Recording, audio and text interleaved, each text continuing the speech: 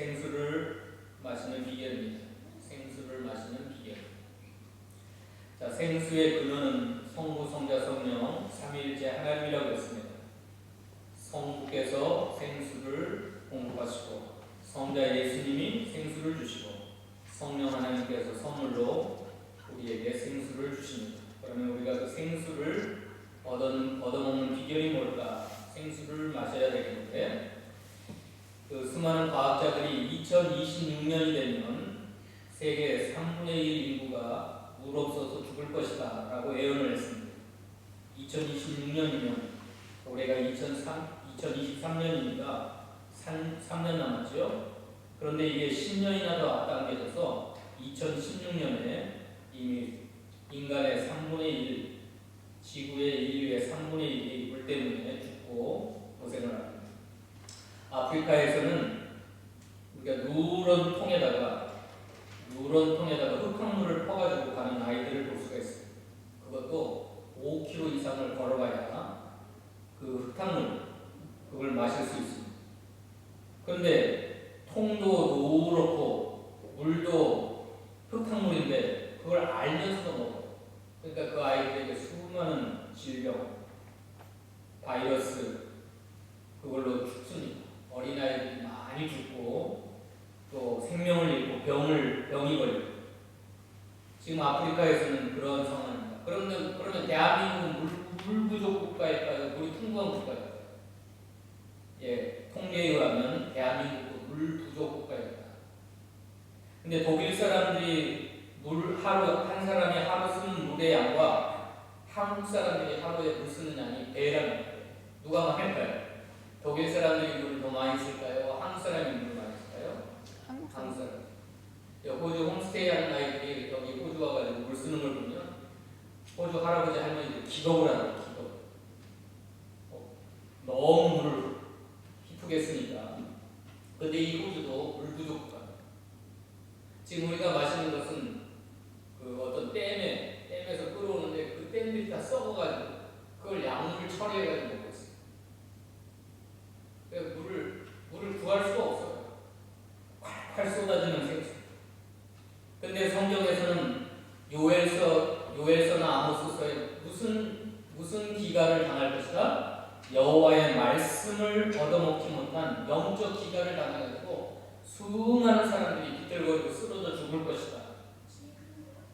실질적으로 우리 육신에 필요한 물을 얻지 못해가지고 이 지구상에 살고 있는 3분의 1 사람들이 죽거나 큰 고통을 당하고 있어요. 2016년에 이미. 그런데 그보다 더 심각한 것은 영적인 기갈. 하나님의 말씀을 얻어먹지 못한 영적 기갈을 당하여가지고 사람들이 비틀거리고 죽어가고 있습니다. 목말라 죽어가고 있어요. 영적으로. 그런데 오늘 예수님은 생수를 주시겠다 하시면서 생수를 마실 수 있는 비결을 3가지를 말씀합니다. 첫째, 내가 물 좀 달라 하는 이가 누구인 줄 알았더라면 내가 그에게 구하였을 것이요 그가 생수를 내게 주었으리라. 이 생수는 하나님의 선물이다. 10절 읽어봅시다. 10절 생수 얻어먹는 비결 첫 번째, 영적인 생수, 영적인 기가를 당하지 않고 배에서 영원토록 솟아나는 생물이 될 수 있는 생수를 얻어먹을 수 있는 비결입니다. 10절 읽어봅시다. 시작. 예수께서 대답하여 이르시되 내가 만일 하나님의 선물과 또 내게 물 좀 달라 하는 이가 누구인 줄 알았더라면 내가 그에게 구하였을 것이요 그가 생수를 내게 주었으리라.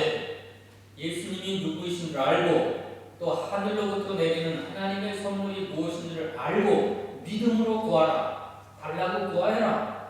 그러면 그분이 너에게 생수를 주어서 너가 그 생수를 얻어먹을 수 있고 한번 얻어보면 영원히 목마르지 아니하고 너 속에서 영생하도록 솟아나는 샘물이 되리라. 13절 14절 봅시다. 13절 14절 시작. 예수께서 대답하여 이르시되 이 물을 마시는 자마다 다시 목마르리니와 내가 주는 물을 마시는 자는 영원히 목마르지 아니하리니 내가 주는 물은 그 속에서 영생하도록 솟아나는 샘물이 되리라. 한 번 마시면 영원히 목마르지도 않고 우리 뱃속에서 끊임없이 솟아나는 영생하도록 솟아나는 샘물이 되는 생수를 너가 믿음으로 나에게 와서 구하여라.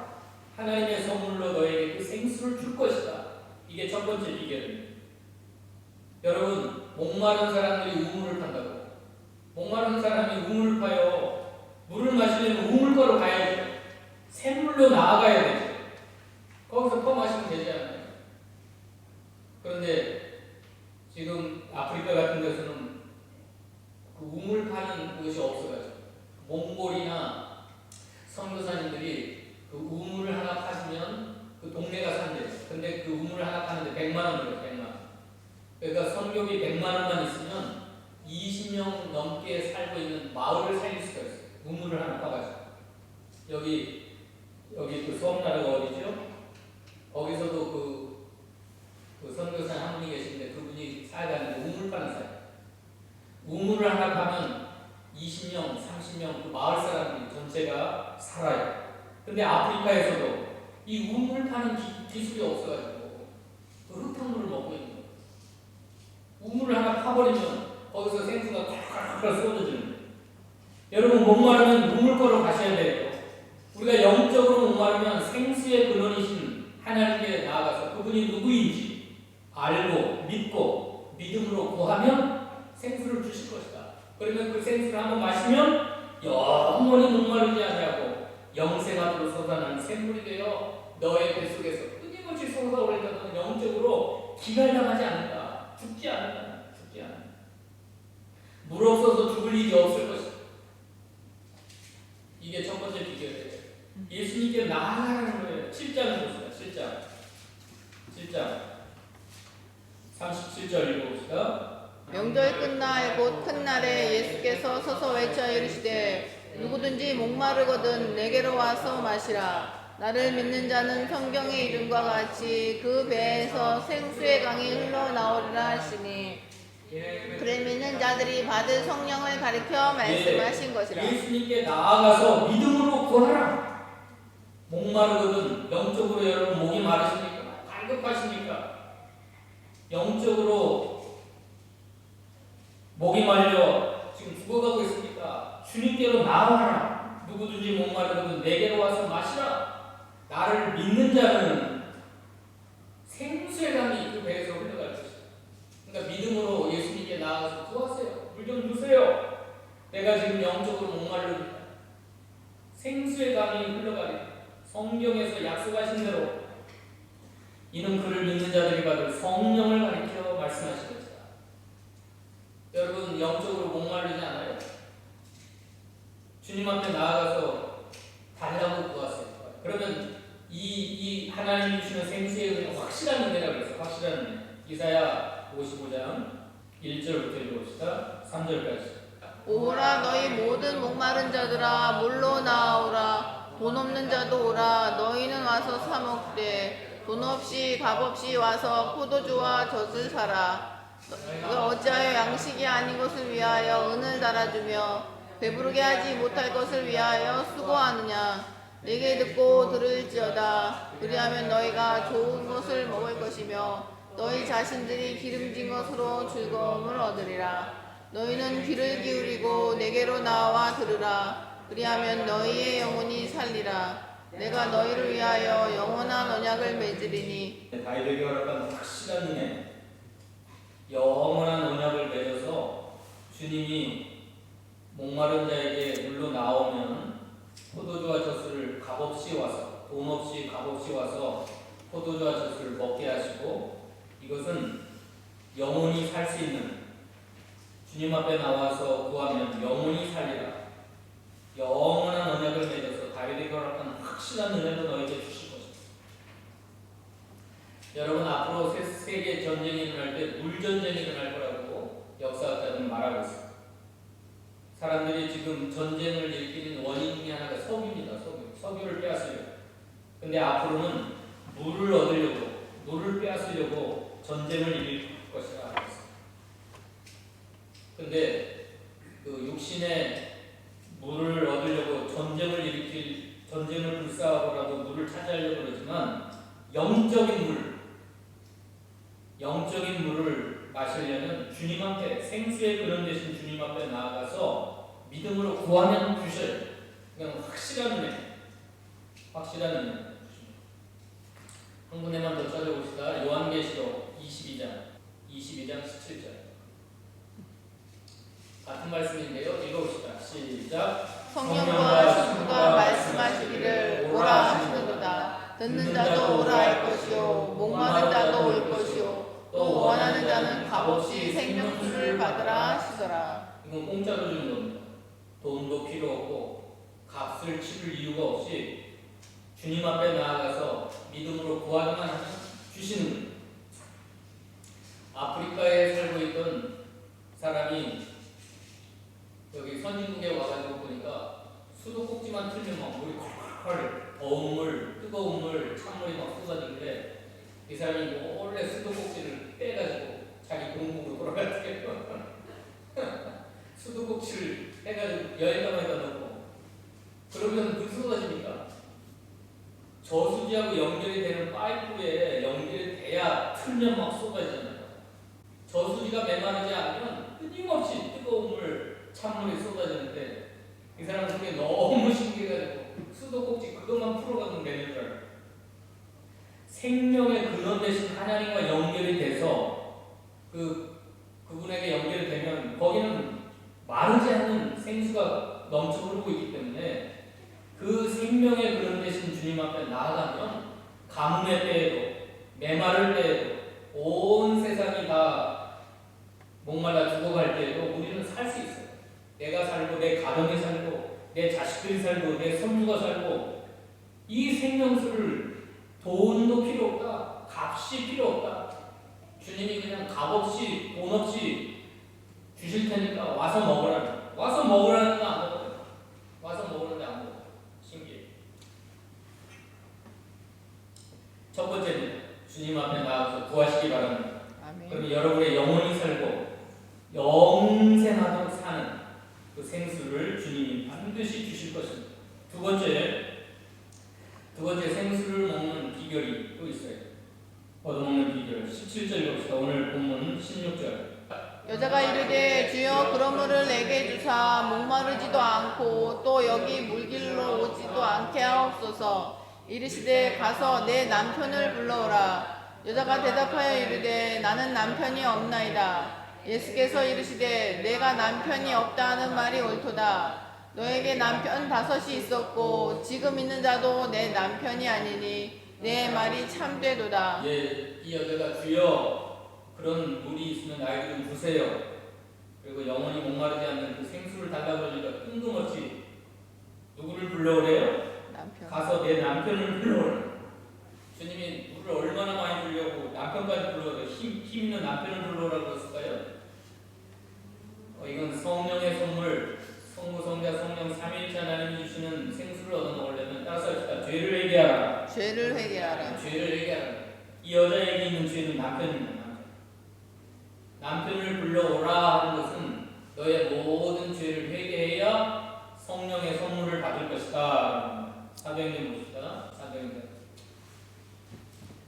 이 성령의 선물이 바로 생수인데요. 생수를 얻어먹으려면 죄를 회개해야 된다는 사도행전 2장 38절 39절 베드로가 이르되 너희가 회개하여 각각 예수 그리스도의 이름으로 세례를 받고 죄사함을 받으라. 그리하면 성령의 선물을 받으리니. 아멘. 이 약속은 너희와 너희 자녀와 모든 먼데 사람 곧 우리 하나님이 얼마든지 부르시는 자들에게 하실 것이라. 예, 오늘 저와 여러분에게 또 우리 자녀들에게 모든 사람들에게 얼마든지 주신 약속 성령의 선물을 받으려면 회개하여 각각 예수 그리스도의 이름으로 세례를 받고 죄사함을 받아야 그리하면 성령의 선물로 생수를 얻어먹어요. 그래서 그 여자에게 남편을 불러오라는 물을 지고 가려고 남편을 불러오라는 게 아니고 그 여자에게 있는 그 숨겨진 죄악을 들춰내신 거죠. 그러니까 이 여자가 깜짝 놀라고 당신은 선지자입니다 하고 무릎을 꿇었어요. 여러분 이 생수를 얻어먹으려면 아까 우리 아프리카 애들 그 TV전에 그 광고하는 건데 노란 더럽고 그런 통에다가 물을 받으러 가더라고요. 애들. 그런 더러운 통에다가 물을 받으면 물이 더러워 어떻게 먹어요? 깨끗이 씻어야 되고 깨끗이 씻어야 돼요.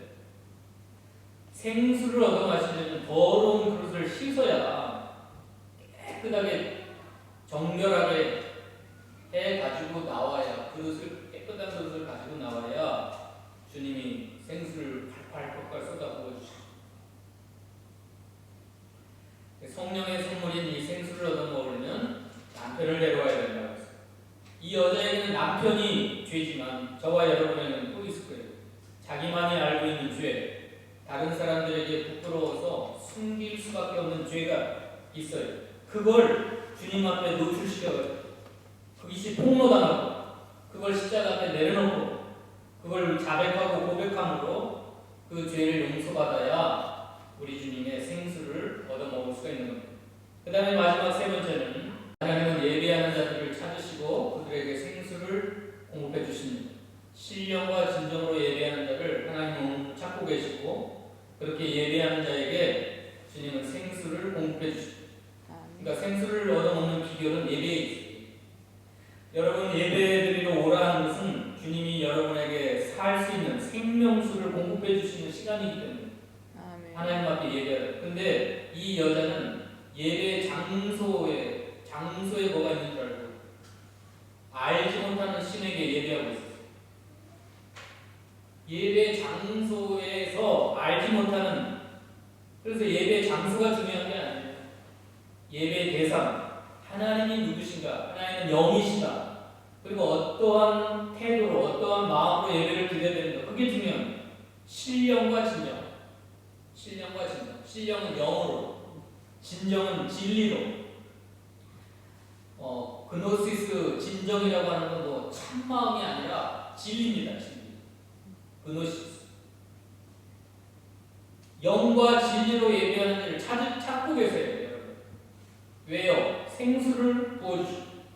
따라서 아버지께서는 자기에게 이렇게 예배하는 자들을 찾으시느니라. 이 예배할 때 우리가 생수를 얻어먹을 수 있어요. 그러니까 예배에 여러분 목숨을 걸어야 돼요. 지금 우리가 살고 있는 시대는 말세 지말이어서 영적 기근을 당한 시대입니다. 수많은 사람들이 영적으로 기갈하여서 픽픽 쓰러지는 시대입니다. 그러한 시대를 우리가 지금 살고 있는데 예배를 안 드리면 어디 가서 생수를 공급받겠어요? 생수의 근원 되신 주님께서 예배하는 자를 찾으시고 신령과 진정으로 예배하는 자들께 성령과 진리로 여기 23절에 그랬죠. 아버지께 참되게 예배하는 자들은 영과 진리로 예배할 때가 오나니 곧 이때라. 여러분 이 여자는 알지 못하는 신에게 예배하고 있었어요. 하나님을 제대로 알지 못하고 또 예배하는 장소만 중요하다고 생각했어요. 그런데 예수님은 이 산에서도 예루살렘에서도 말고 너희가 참으로 예배할 때가 오나니 곧 이때라 하시면서 예배의 대상이신 하나님을 바로 알고 영이신 하나님 앞에 신령과 진정으로 예배할지니라. 하나님은 그러한 예배하는 자들을 찾으시고 생수를 그에게 부어주실 것이다 말씀입니다. 자, 오늘 생수를 마시는 비결 세 가지입니다. 첫째는 뭐예요? 예수님이 누구신 줄 알고 그분에게 구하라는 것.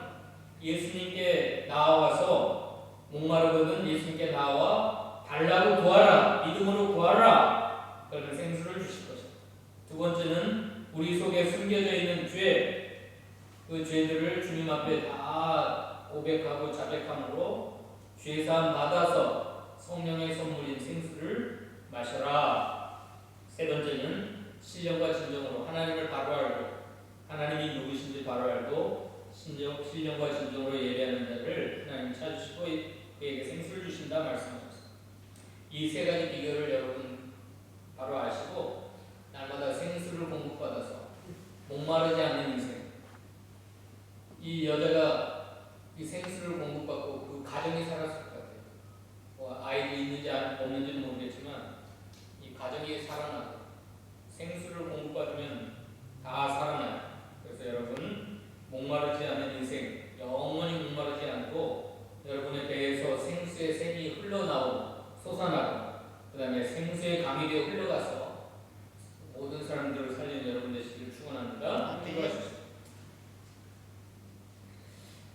감사합니다. 오늘 생수를 얻어먹는 비결에 대해서 말씀하여 주셔서 감사합니다.